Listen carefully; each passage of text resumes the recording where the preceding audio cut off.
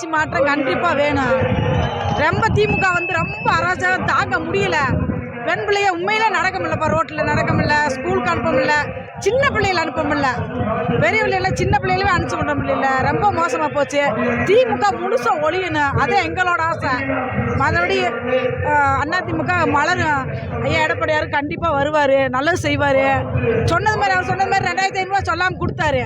இந்த ஆட்சியில் 5000 தரண்டாங்க, எங்கே கொடுத்தாங்க? எங்களுக்கு தரவே கிடையாது. பொய் பூராமே பொய்யே பூராமே போறாரு. ஏதாச்சும் ஒன்று நிறைவேற்ற வேணாமா?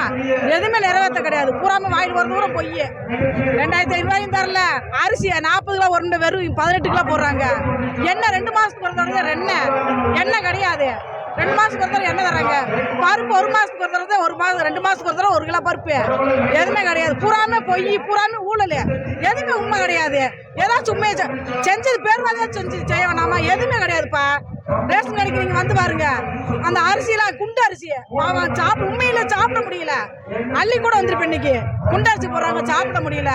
திமுக முழுசா வழியனுப்பா, வேணாப்பா. எங்களுக்கு ஆட்சி மாற்ற வேணும்.